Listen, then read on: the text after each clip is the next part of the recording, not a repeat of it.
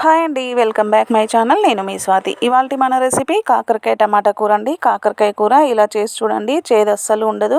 కాకరకాయ చేదు ఉంటుందని చాలామంది తినడానికి ఇష్టపడరండి. ఇలా చేస్తే మాత్రం చిన్నపిల్లలైనా పెద్దవాళ్ళైనా చాలా ఇష్టంగా తింటారండి. ఒకసారి మీరు కూడా ట్రై చేసి చూడండి. ముందుగా స్టవ్ పైన ఒక బాండి పెట్టుకొని ఆయిల్ వేసుకొని, ఆయిల్ వేడైన తర్వాత జీలకర్ర, కరివేపాకు, కట్ చేసుకున్న ఉల్లిపాయలు కూడా వేసుకొని కలుపుకొని కాసేపు ఫ్రై అవ్వనివ్వండి. అవి కొంచెం ఫ్రై అయిన తర్వాత మనం కట్ చేసుకున్న కాకరకాయ ముక్కలు కూడా వేసుకోండి. కాకరకాయ ముక్కలు ముందే వేసుకోవాలండి. ఇలా వేసుకొని ఉప్పు వేసుకొని కలుపుకుంటే చేదు అనేది పోతుందండి.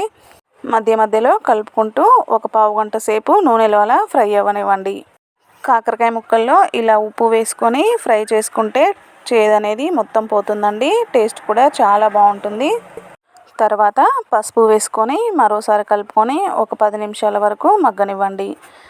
ఒక 10 నిమిషాలు ఉడికిన తర్వాత అందులోకి కట్ చేసుకున్న టమాటా కూడా వేసుకొని కలుపుకోండి. తర్వాతి ప్రాసెస్లోకి వెళ్ళే ముందు నా వీడియోని లైక్ చేయండి. మీరు లైక్ చేయడం వలన వీడియో అనేది మరికొంతమంది చూసే అవకాశం ఉంటుంది. తప్పకుండా లైక్ చేయండి. కాకరకాయలు, టమాటాలు ఫ్రై అయిన తర్వాత అందులోకి సన్నగా కట్ చేసుకున్న వెల్లుల్లిపాయలు, 2 టేబుల్ స్పూన్ల కారం, అలాగే తగినంత ఉప్పు కూడా వేసుకోండి. ఒకసారి కలుపుకొని మీకు గ్రేవీ లాగా రావాలంటే కొంచెం నీళ్లు వేసుకోండి. టమాటాలు ఇంతకుముందు బాగా ఉడికేవండి, ఇప్పుడు అస్సలు ఉడకడం లేదు.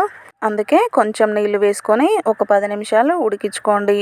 చివరగా ధనియాల పొడి వేసుకొని కలుపుకుంటే ఎంతో టేస్టీగా ఉండే కాకరకాయ టమాటా రెడీ అయిపోయినట్టే. మీరు కావాలంటే గరం మసాలా కూడా వేసుకోవచ్చండి, వేసుకోకపోయినా పర్వాలేదు.